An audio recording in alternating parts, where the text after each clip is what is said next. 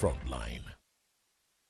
Fundamental questions, Chairman Mao, that George Muhimbis arises. I think we should focus on the big issue.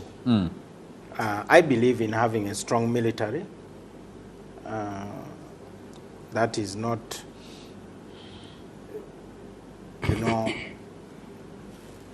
incapable of defending the country. My problem is that when you are projecting military power abroad,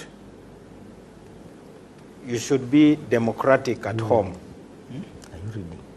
When you are undemocratic at home and you are projecting power abroad, that's where you end up with problems, because then nobody can hold you accountable. So it is a two-sided coin. We are actually not discussing the operation and its justification.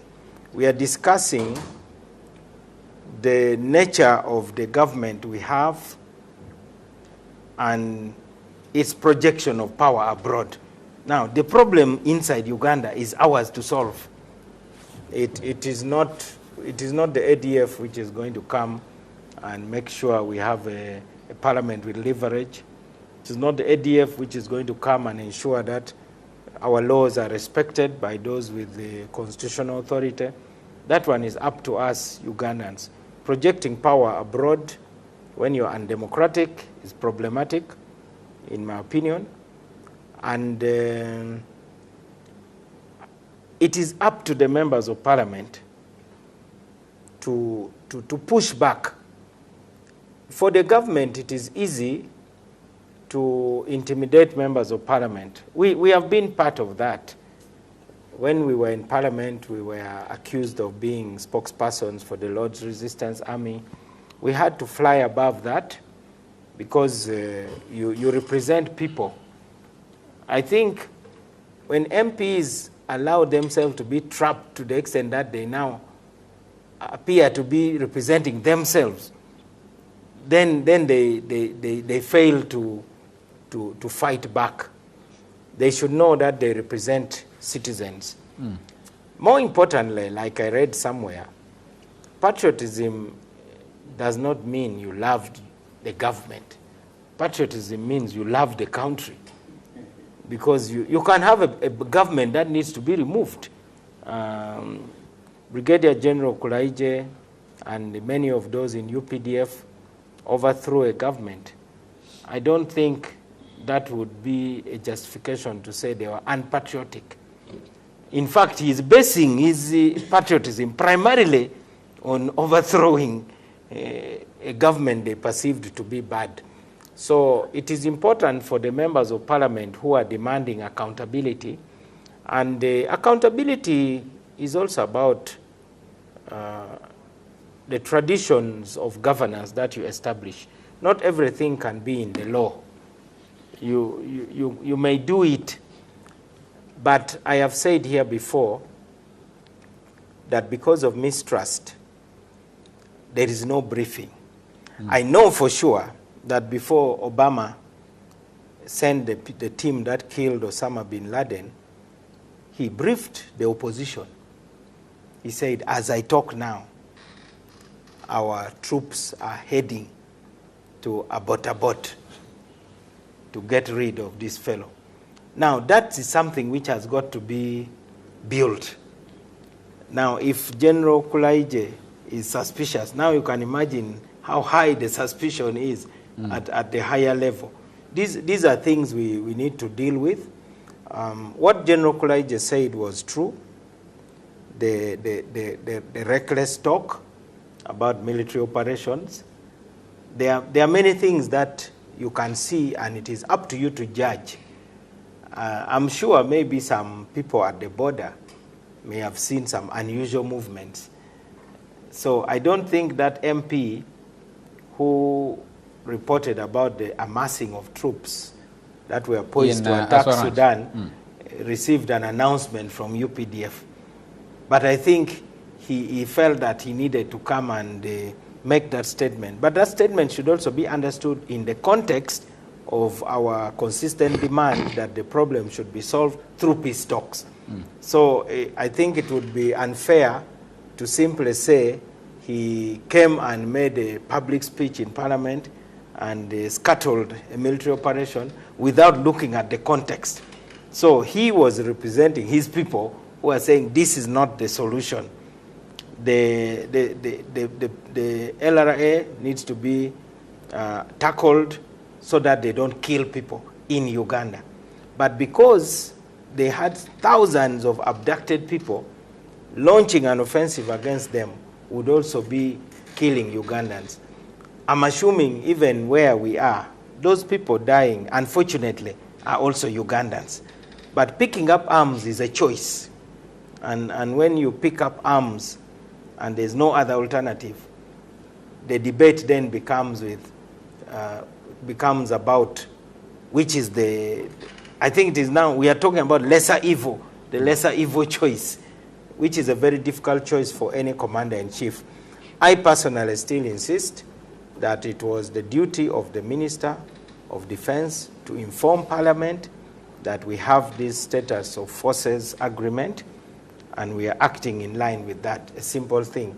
But you could say reckless talk by the opposition is met with arrogance of power from the government. Now, that is not healthy for our country. Dr. Baryomunsi, you speak for government. Why do you in government not think that it's important to build consensus internally in the country, especially when the national army is doing operations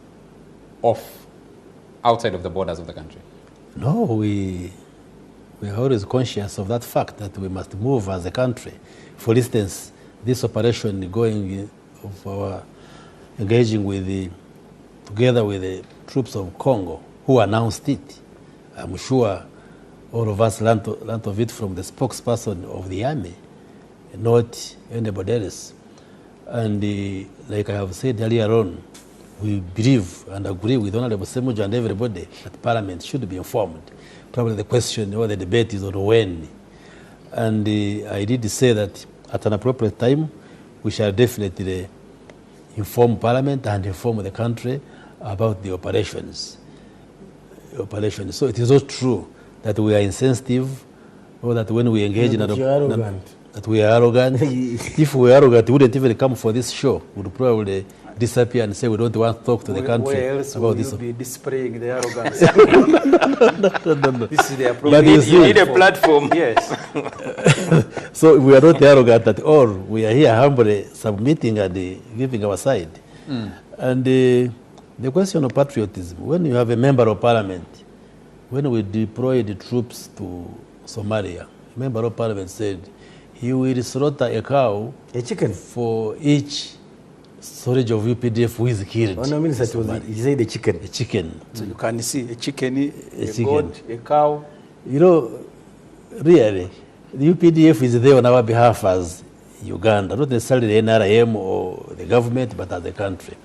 And when you also come here on the front line and start saying you don't approve of UPDF having pursued ADF into Congo in the previous years, when the people who lost their dear ones are watching us, when people were massacred in the West, maybe these are people who live in central Uganda, you have not had war. For us who live on the border with the DRC and know the impact of the ADF. I think to be fair to Honorable Semuju, he never said that, did he? He did not say that he did not approve. He came late. I think he never said that. He came late. He had same He said previous. He had the same previous. No, I know he has same problem today in Parliament. Coming late and you want to start. No, I have a phone here. I came watching when the show started. Of Dr. So you have information. I know. For instance, he has said he agrees with this. He did not support previous operations. Yes, he said he agrees with this current operation, yes. but the previous one, I did not support he the move of condemns the government. He condemns the previous ones. But if you are a person who comes from the Gwenzoli and Western Uganda, who suffered the ADF, then you would shudder whether this one is a national leader. Okay, I'm looking at the statement the here. ADF caused mayhem, and if there wasn't the pursuit by UPDF into DRC, we wouldn't be having the relative peace that we have. I'm looking at a statement here, a press release, I think released this evening. Will verify its authenticity, but it's apparently signed by Brigadier General Flavia Biekwaso, spokesperson of the Ministry of Defense and the UPDF, and jointly with Kasonga Sibango, who's a general major, and I think spokesperson of FADAC. These are the Forces Armée du Congo. Yes, I can't pronounce French, so the Congolese forces. The Congolese forces, and they say the special forces of the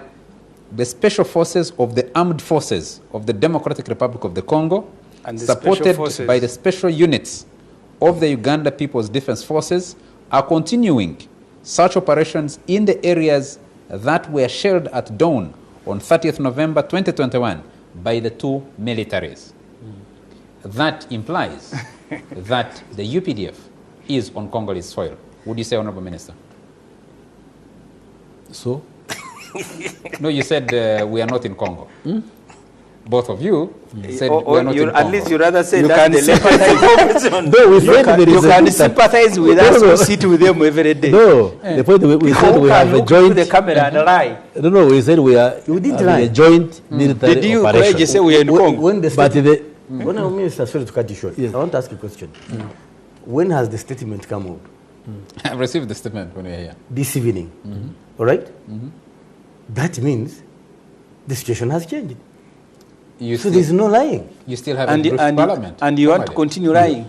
No, Parliament there's hasn't no been lying. briefed. I mean, you must A be statement, decent, yes. courageous. I am decent. Yeah, you A see, statement, if, listen to me. if you are hiding under Can I help operation you? and intelligence, Can I help you? there we may not Can I match help you. you? But to begin lying that Listen you are to not me. in Congo. Listen to me. Operation circumstances change. So if the spokespersons of both militaries have declared that this evening, the status has changed. No, not this evening. Okay. Congolese parliament was briefed. This statement does not have a time on it. It doesn't have time on it, so I don't know when it came out. But the question I would want to put, and I think it is safe to ask it at this time because the world is aware that Ugandan national forces and Congolese national forces are engaged in operations against the ADF. Previous operations have been open-ended. Do we have an idea? From an operational standpoint, Brigadier General, the nature of this mission, is it just strikes? Will the UPDF return? What will go on? You see, when you deploy, there's a mission to execute, you're executing. All right? And the mission normally states in these words, we are undertaking an operation in order to. Now, in this particular one, is it in order to punish ADF, in order to destroy ADF, in order to help Congo regain peace? That's not at my level. It's at the commander-in-chief level. So the mission has briefed the commanders, the mission we're executing. I do not have the wording, so I can't answer that question directly. However, like I've told you, it will be in order to. And those are the elements. Is it to punish ADF, to destroy ADF, or to help Congo pacify their territory? It can be any of those three. I don't know. Does it concern you that, as it concerns some other people, that the UPDF deployed, yes, there was the first withdrawal in 2003. The UPDF deployed in Somalia. That mission is still ongoing, almost since 2007. Yes. That's about 13 years. Yeah. 13 to 14 years. It's actually now 14. 14 years in Somalia. Yeah. The UPDF deployed in the Central African Republic. Yes. Has that mission been closed? The UPDF is said to have presence in Equatorial Guinea. The UPDF has sustained presence in the Democratic Republic of Congo. Does it concern you that some of these missions are too open-ended and that both the army and the government owe accountability to the people of Uganda for them, for those missions? First, I will answer the question, then I go to the last question, I deal with the others. Of course, the people of Uganda are entitled to accountability. All right? And the right authorities at the right time always give the accountability. Two, the operations in Central African Republic and the DRC at that time, 2005-06, were actually an African Union operation. A joint task force was established that included forces from South Sudan, DRC, and Uganda to deal with LRA. So that I wanted to create in very Garamba. clearly. In Garamba, and pursuing even in Central Africa. In fact, in Central Africa, when we entered, they offered us vehicles, but there were no roads to drive them. So we continued with our walking as we had been. Because they were seeing a problem which had entered their country. Are we still in Central Africa? No. Is ADF a problem with Uganda anymore? I mean, LRA? No. The operation in Somalia, again, is an African Union operation with the approval of the United Nations. Under Chapter 7/6.5, as they want to put it. I'm using the UN staff language, but otherwise it's Chapter 7, peace enforcement. Now, that mission can only be wound up by the African Union, not us. Do you see a risk of ending up where MONUSCO has ended up? In terms of longevity, in terms of cost, and I will answer your question. In terms of people deployed? I will answer a question without fear or favor. If we continue what the UN has been doing,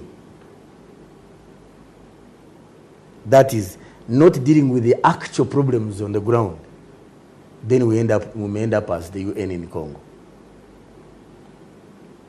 You see, again, the other day we were having a conference on South Sudan in Munyonyo. And the people are talking about elections, people are talking about human rights, but I cautioned. I said, unless we start with building institutional capacity to sustain stability, those elections will be nothing. Okay. Because we had elections in South Sudan in 2010. There have been 3 civil wars after those elections. So the question is not about elections. It's about the institutional capacity to protect the citizens. Let's go back to the ADF, and I'll bring the other panelists into on this discussion.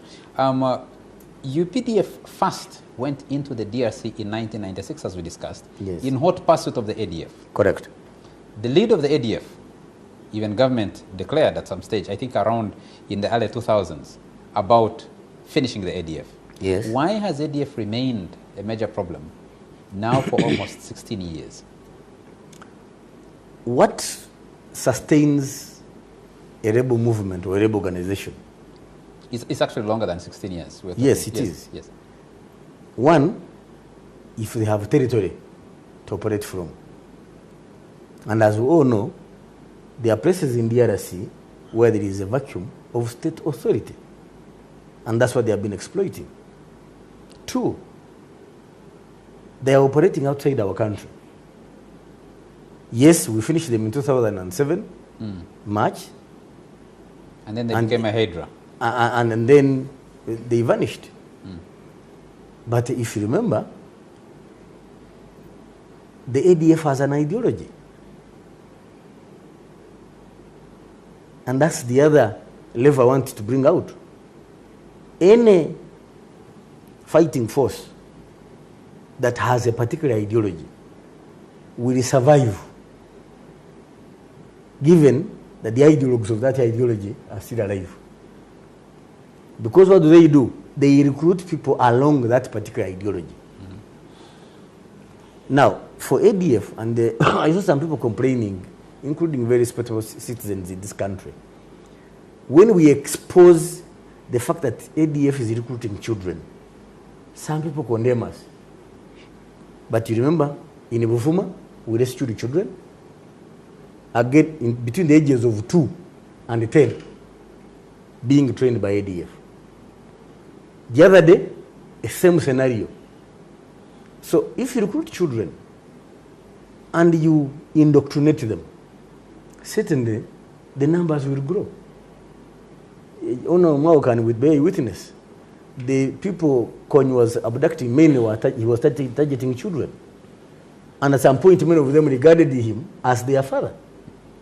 So, if there is space where a rebel organization can operate, or an insurgent can operate, it will operate, it will grow. Okay, let's have a round of comments on the ADF before we switch topics to discuss the raging fuel prices. And I want to come to Honorable Semujungana. How do we deal with this? I mean, given where we are at the moment,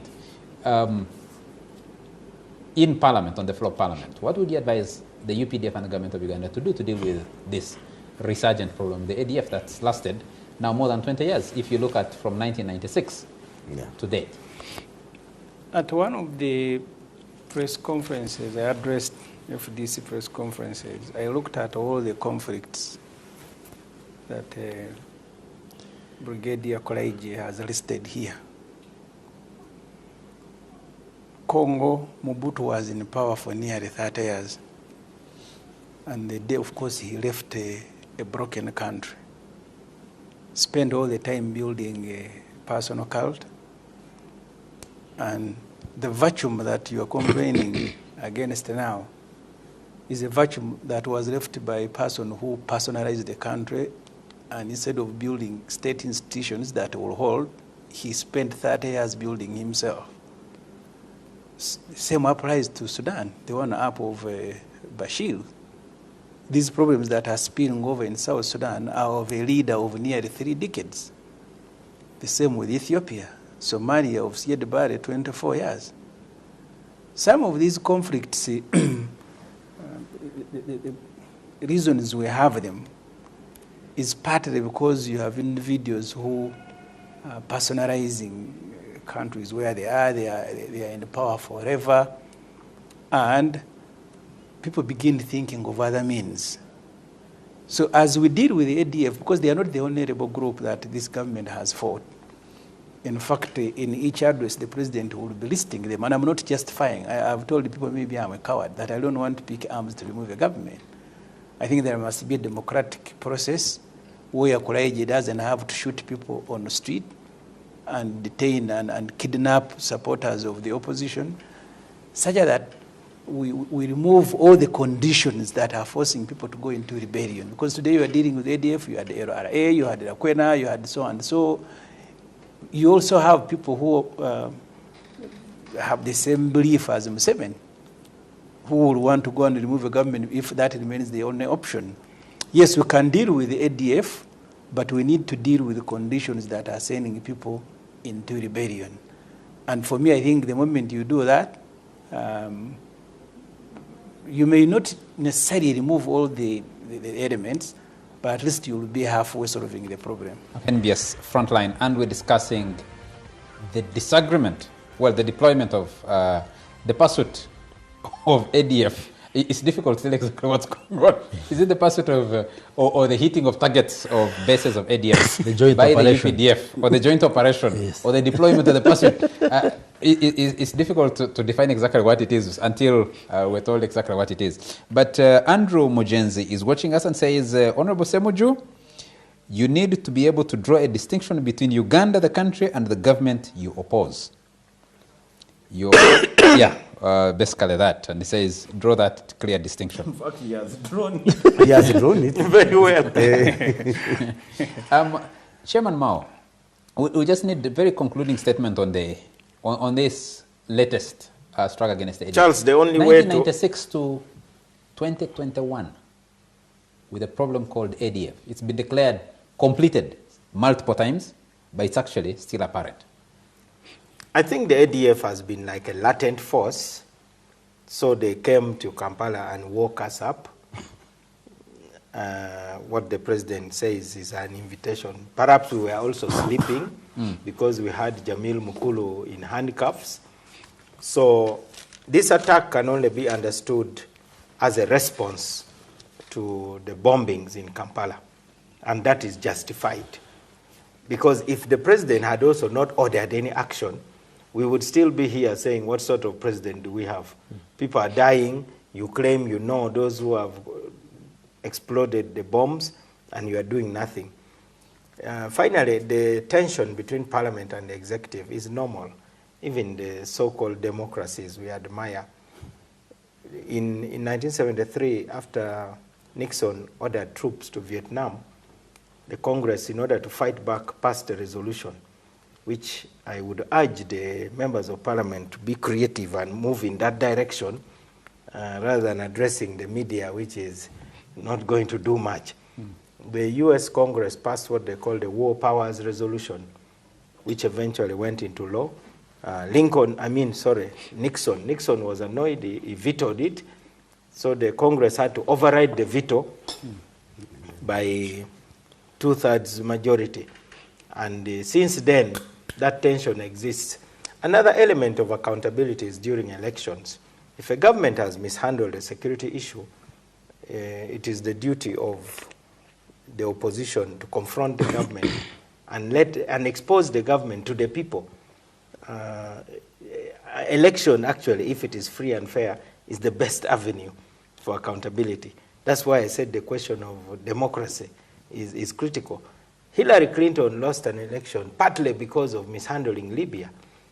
They claimed that they were stabilizing Libya, and then Libya became a mess, and her email was hacked into. They found that she was using private email to discuss Libyan issues. So she lost an election. So it's our duty to have a conversation with the Ugandan people if the government is not listening. Okay. The conversation with the Ugandan people, if government is not listening. You speak for government, Honorable Chris Bariomo. And it is listening. The government is listening. First of all, like you said, why did ADF survive up to this long? You know that ADF, years back, had a military confrontation with the government of Uganda and was defeated. And up to now, they cannot militarily confront the UPDF and the government. But they retreated into the jungles of eastern DRC. They linked with the Islamic State, which has been funding them and also training them. And also, like I said earlier on, they do mining of gold in the jungles there. They trade in timber with the UN forces. That's why the UN forces have not been very helpful. Even when you speak to the Congolese, they are very disappointed because the ADF kill Congolese when the UN forces are looking on there. And that's why they are applauding this operation, because it is saving not only Ugandans but also the Congolese. So the operation will go on because the intention is to mop up the area and remove the ADF, and we want to thank the soldiers, both from Congolese side and Ugandan side, who are doing this operation, and we should give them support. Okay. There is no confrontation or disagreement with the parliament. I think we are all agreed that ADF should be attacked.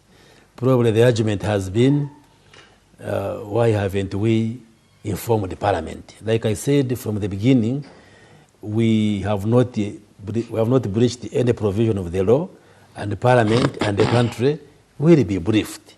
The commander-in-chief himself or the responsible minister will definitely give a briefing to the country about the operation. So we want to call upon the Ugandans. So this operation is intended to create stability, to create peace in the country, because we all know and appreciate the threat posed by these ADF terrorists. And we must join hands to defeat these terrorists, whether we are NRM or opposition, because this terrorism does not have partisan lenses. These fellows came and bombed Kampala, and I don't think the people who were injured were NRM or opposition, they were Ugandans. And that's why we're saying there should be a sense of patriotism. And we shall definitely brief Parliament and the country on the progress of the operation. Okay, we'll end this part of the discussion with a tweet from the Twitter handle of Lieutenant General Muhoozi Kainerugaba. And he says, I can confirm to Ugandans that starting this new month of December, the ADF in Congo are going to receive a bloody nose from the mighty UPDF warriors. They invited us, now here we are. Mungu awabariki, askari mashujaa. That is a tweet I picked from the handle of So you can box a nose from, from very far. Oh, yes.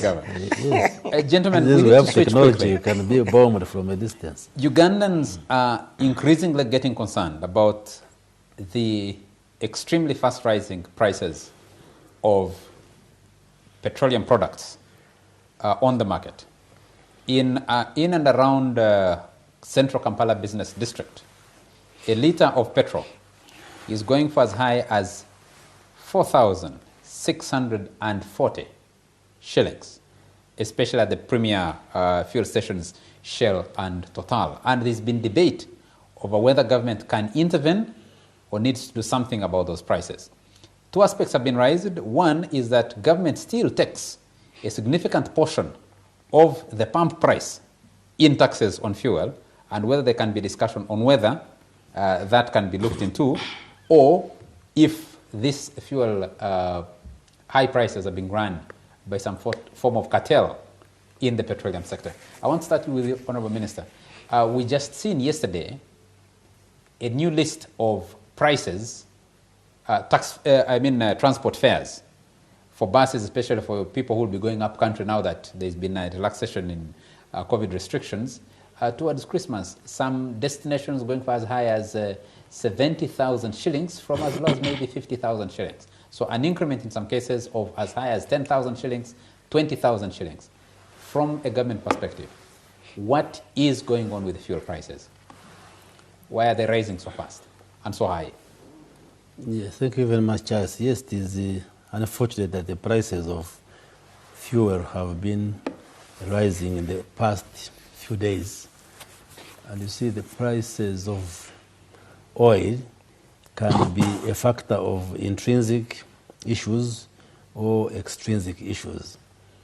In this case, it's mainly the international oil prices that are driving these changes, because the increments in the prices are not only in Uganda, but if you check across the region, even Kenya, even Tanzania, Rwanda, all the countries that import fuel are actually having this challenge. So it has been largely the international prices which have increased. If I can, for instance, give you an example of the international scene, the monthly average crude oil prices per barrel in the OPEC basket have increased from $54.38 in January this year, and it has incrementally increased to 78, 73, 79.6 in October 2021. So from January it has increased from $54.38 to October 79.6. That's a very phenomenal increase. And when there are those increments, then they affect the global pricing of fuel. Of course, well knowing that we are a landlocked country, because when the oil comes, then it has to be transported into Uganda, so there are those transportation and logistical costs which add on, and that explains why we have this spike in the increases, but we are monitoring this as a government. The law requires that all these people who deal in fuel should have stocks for up to 5 days, but we also have our own reserves. They are empty. When were you there to check? They are there. So we are monitoring, Where are they? like other countries. Honourable Minister, And the bigger let me question also comes- say yes. that the government has a threshold, which I will not mention, because when you mention it, the price will increase to reach that threshold, that beyond which we cannot allow those who trade in oil to surpass. But we are monitoring, and hopefully the situation will improve. Honourable Minister, when the fuel prices were in 3,000 ranges, government claimed to have a threshold. Now they're in 4,000, threatening 5,000. You're still saying government has a threshold. Does government actually have a threshold? Yes, which hasn't been But reached. Yomus is Al Sahaf, the one who was speaking for the government in Iraq. Let me ask you a quick question. I don't speak for opposition, I speak for government. Let me ask So you a quick- what let me- is your- let me ask you a what quick is your question. problem? Let me ask you a quick question to the Minister before Yes. I move to the other panelists. What explains the fact that, yes, you said prices have gone up regionally, but you didn't go into the specifics. Uganda has the highest prices In of the the entire region. region, Yeah. including other landlocked countries. No, the prices in Uganda compare favorably with the regional prices. Mr. If Minister, I can give you an Mr. example. Minister, I'm putting it to you that our liter of petrol and of diesel at the pump is selling higher than the price of diesel and petrol in Rwanda, in Burundi, in Tanzania, in Kenya. Are you sure? You ask Yes, I people, am. Yes. You ask the people on the border with Kenya And the whether there are no Kenyans who are coming to Uganda to pick fuel. Pump prices, Mr. Minister, Let in me Kenya read you. Let me are read you lower the. than- Let me read you the prices. Yes. In Tanzania, $1.2. just hold on. If you put in Uganda shillings, No, $1.2. In Just Kenya, hold on. 1.1. In Rwanda, 1.1. Just hold in on. Congo, DRC is less than I am a not dollar. reading things from newspapers and social media. So I'm you are reading reading- the you are reading statistics from of what? government. Which government? Government of You're Uganda. also reading a publication. Don't know. Are they published by God? Is it a publication Yes, or a hold on. fabrication? Why are you anxious? I'm reading to you, but Allow the minister to read the pump prices. downplays anxiety. In Tanzania, See, someone petrol. who has said UPDF, Please allow him. UPDF is not in Congo. Please allow him. You take his information at your own risk. Honorable Semuju, please allow the minister to read his numbers. But I challenge you to quote the law. You are still stuck. Before we finish the show, Act you for would 210. Okay, 210. which law do you want? 210. What Yes. does it talk about? You're now It talks asking. about Parliament making laws on deployment of UPDF. Yes. And the law is the UPDF Act, which I read for you. Can we stay? Which I read for you. Gentlemen, So, gentlemen. don't pretend to know the law better than us. We who are not given Yes. travel allowances by government, we want to know when Gentlemen, fuel prices and, will and come yes, down. we want to know the prices, and then The I'll rest remind of the you minister, are paid mileage. I'll remind I the am minister. telling you that the, I buy my fuel on the Mao. No, I said No, you don't. me and you, My fuel. You don't. Honorable You Minister. don't. me and Charles are not paid I am reading mileage. for you. Yes. Let me I don't have compare to bet. No, Kenya, Tanzania, and Uganda. Mr. Minister, I was asking that you just read us the pump prices in those other countries. Yeah, Then but we you can seem we you don't can do want the to listen to conversion. me. I will try to read, but you Yeah, are too please go ahead. anxious. Just cool down. I've been Give him waiting. time. Please go ahead. Tanzania petrol is 4,146 Uganda shillings. I've converted into Uganda shillings. Diesel is 3,813. You go to Kenya, Mombasa. In Kenya, Mombasa, petrol is 4,334. Diesel 3,684. Nairobi, petrol is 4,014. Diesel 3,760. In Rwanda. Eldoret, 4,424. That's petrol. 3,785. That's diesel. Mandera, which is northern Kenya, petrol 4,854. Then diesel 4,204. Uganda, petrol 4,450. Diesel 4,000. Do these figures compare favorably? Mr. Minister, I don't know where you're drawing your fuel from. Where I draw my fuel from, I can tell you that every fuel station in That was CBD the- Kampala, that was at by- least for the By the major ones. 26th of November. Yes. Okay, yes, there could have been changes, but the point I am making is that the figures, the prices in Kenya, Tanzania, Uganda compare favorably, even when Tanzania and Kenya are not landlocked. We'll let that And for us, rest we are because our landlocked, viewers are buying fuel at the pump, so they know the prices and they know the differences. Yes, but As it someone will who create an impression we're just that receiving the hike in the prices in Uganda We're only. just receiving It's information a global that phenomenon, especially people for at us the landlocked. Ugandan border with South Sudan are crossing into South Sudan to get fuel that is cheaper than what they're getting in Uganda. And the Honorable John Ken Lucham's the man has sent us a message. He says, I'm the MP that told Parliament that UPDF had been deployed in DRC in 1998, not in 1996. Check the Hansard, Ken Lucham's. It was not the late Agrawari. For the record. The pump Somebody price... should take notes. Because they are Honorable Mao, the pump prices, this fuel crisis, you asked the minister in the studio not very long ago what the tax was on a liter of fuel that you're buying. And you informed that minister, who was a minister of state, that you had taken fuel worth 300,000 and you're asking how much of that you had paid in taxes.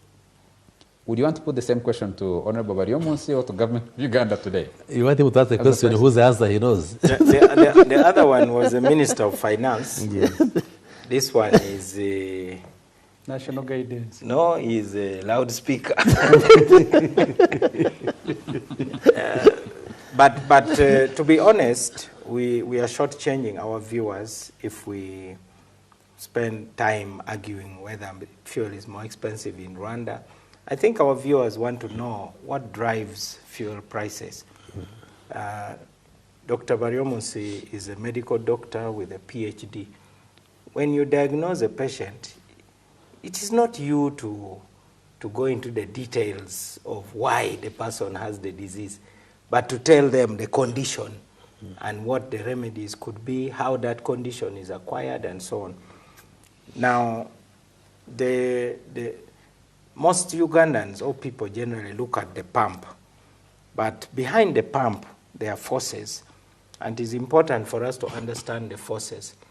When we were attacked by corona, of course planes were fewer in the air, cars were not moving, so demand reduced and supply was a lot, so fuel prices went down. And we have this cartel called OPEC, Organization of Petroleum Exporting Countries. They are the ones who decide how much fuel actually is available. And they control these prices. Then you then have these other companies like this, the ones they usually call the Seven Sisters: Shell, ExxonMobil, Chevron, Total, and so on. So these are the forces we need to understand. The producers of crude fuel, and then we have to look at the processes that lead fuel to move from the ground to your pump. Now, you have two types of fuel. You have what they call sweet fuel, which is lighter and easier to process, therefore cheaper. Then you have what they call the sour fuel, sour petroleum, which is really what we have in Uganda. It is thicker, it is more costly to refine, and so on. So, because of this corona, production reduced. Now, they are still waking up because they allocate each other quotas. How many, what they call BPDs, how many barrels per day you are allowed to produce. Saudi Arabia, maybe Bahrain, and so on, all those OPEC countries. Now, the factors that make the pump to be unfriendly to our pockets is, of course, number one, that cost of refining, the cost of transporting fuel, then the taxes, which is really in the hands of the government. I still think we are overtaxed as Ugandans. Then you have got inflation. When we say inflation, most people don't understand it quickly. Maybe we just say reduced purchasing power. My school fees in Namilyango in S4, 1985, was 11,000 shillings. So if to understand purchasing power, you need to understand what school fees is now. As a little boy, I was a cobbler mending shoes. When I mend a little shoe, I'm paid 1 shilling. Now, how much would I need to be paid to mend a shoe? Maybe 5,000. So that is how to understand the loss of value in our currency. So this is also a statement about what our money is worth in real terms. Okay. So what can government do? I think the government has got a duty to address the question of taxes. This threshold they're talking about, I think, is really superstitious. It is not likely to materialize. The last thing the government can do is this, what you call the SPRs, Strategic Petroleum Reserve. I do not think we have got a consistent policy on a strategic petroleum reserve.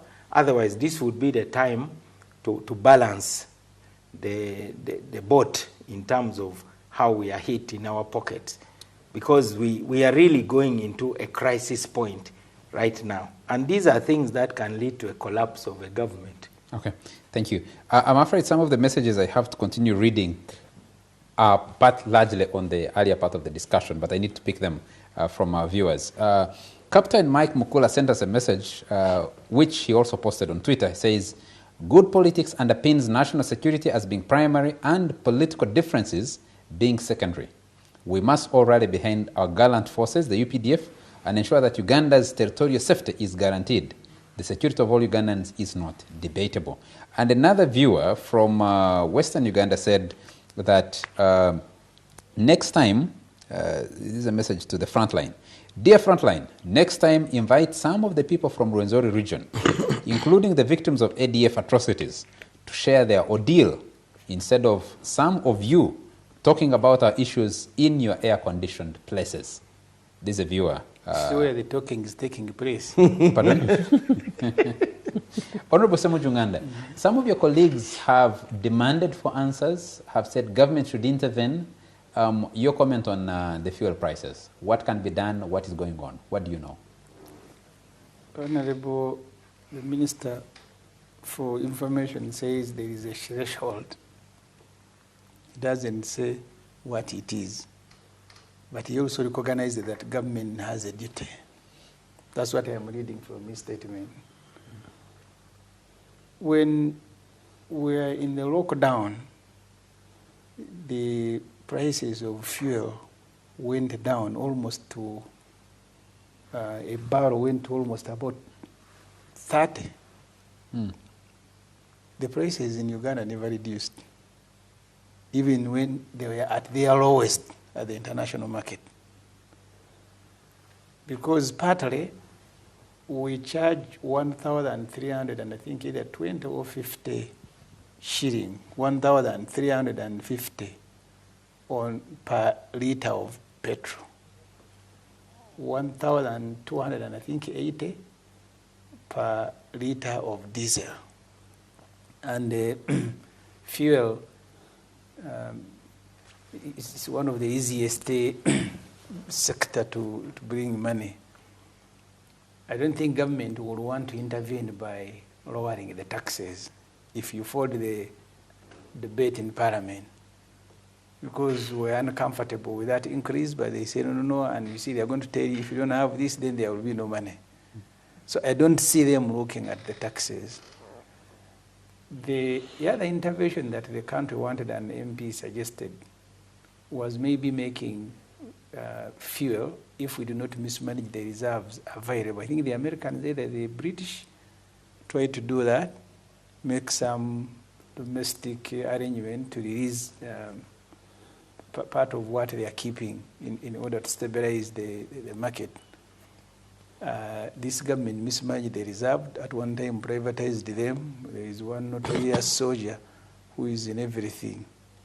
He's one who took over the reserves in Ginger. A viewer here warned you to not talk about people who are not here to defend themselves. Then we will not be talking about anyone. Yeah, he Our said, someone sent a message. You talk about us who are here. That's what we answer. We're talking about UPDF in Congo. Yes, and Congolese. Maybe at the next show we invite Congolese. So this government has no appetite to intervene, if you listen to the minister properly. What they want to do is to threaten transporters. I have seen them issuing statements. You don't increase the bus fares. We are going to deal with you. Don't do these taxis. It's a very difficult situation. I also buy fuel. I buy fuel, and today it is 4,400. Another day it is 4,500. So you are not sure whether you will be able to continue on the road. So I don't know. I don't see a solution, because they're not going to bring down the taxes. They don't have the reserves, and they will continue giving the same explanation that our prices compare favorably with others. Okay. Our time is really out, and Aine Isaac Wesley sent a tweet and said, the issue we have is tax, which is approximately 58% CIF, which is very high, leaving businessmen the dealers without much option. We'll have the last word on this fuel crisis, price crisis. From Operation Wealth Creation. Charles, thank you for the question, for allowing me last. But if the taxes... If it is appropriate. If it is not, then we'll please have allow someone him, saying the last. Honorable Semuju, allow You see, Honorable Brigadier General Semuju, to make his point. You are becoming endemically indisciplined. Courage, If the tax on fuel are so high, what explains the avalanche of petrol stations in this country? It defeats economic It's a reasoning. business. You see, if a business is highly taxed, it means the profits are few. No. Do you want an answer to that question, sir? Yes. Do you want me to attempt to answer that, even Yes. when I'm the moderator? Yes. Maybe. I want to learn for sure. There is. So for many Ugandans, I consume fuel and I buy my own fuel, like So do I. Said. Well, sometimes when you might drive a different vehicle that can get a fuel I'm allowance, telling you, which don't have I the buy my opportunity to. fuel every day. If the government of Uganda Yes. is colluding with the business people, they rip off Mwangushia and Mao and the other people. So basically, you can't be asking that question of us, who are the consumers. You'd be asking that question internally. If the taxes are high, why is there an avalanche? That study needs to be done in government. Well, not So your answer is hypothetical. You Your don't have answer the is, answer. of course, it's not researched. But two, the proposal for government to intervene, in my humble view, should be backed by an understanding that that intervention will be sustainable. Because you don't know how long this crisis is going to last. Is government able to sustain, say, 6 months of intervention? Honorable Klaja, if you do an analysis of budget speeches, almost every budget speech, as the price of fuel is going up, government increases taxes on fuel. Yes. There is a 50 to 100 shillings, I think 200 shillings, increase on taxes on fuel, which directly ends up in the consumer's pocket. It's 100. Yes, 100 shillings, which ends up directly in the consumer's pocket. Right now, over 1,000 shillings of the pump price is going to the government coffers as tax. Yes. Isn't that an area of intervention that we should be discussing? My question is that sustainable? And therefore will be other sources of revenue. Because for me, my interest is government to have revenue to meet its obligations to the country. As you think about reducing taxes, we also ought to be thinking of alternative sources of revenue. Which other alternatives do you have today, given the current economic status in the country? Do you think you have an obligation? That's why I told you, Charles, that by him saying the last, we have just passed a supplementary. Because you see, you look at the expenditure. When you get the money, how do you spend it? The supplementary that we have just passed, buying ministers' vehicles, renting offices to presidential advisors, 2 trillion shilling consumptive items. So if you can't raise enough money by taxing fuel, then you must be very careful with expenditure. Okay, let me put this last question to you, Brigadier General, as we end up this show. Yes, the rising revenue is important, but where does the question of the spillover effect? Fuel prices are high, transport fares go up. That is factored into the cost of living, other commodities, and the cost of living. Absolutely. So where do you strike the balance between the need to raise taxes and inflation triggered by these high fuel prices? As you are looking for the balance, in the first instance, the spiral or the rising of fuel prices will definitely affect the price of food. In itself, has a potential of insecurity in the country. It's true. So you have answered your own question. So, no, of course, for me, I've told you, the question of sustainability is very critical. As a strategist, I must deploy my troops where I can sustain them.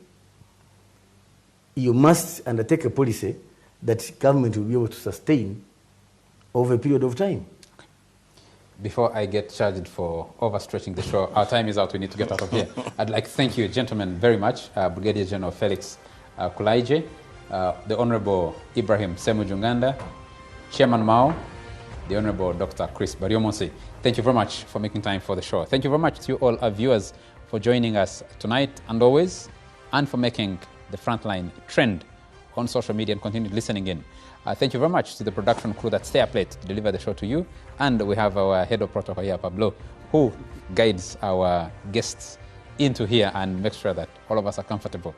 Thank you very much. For me, it's a good morning till next Thursday.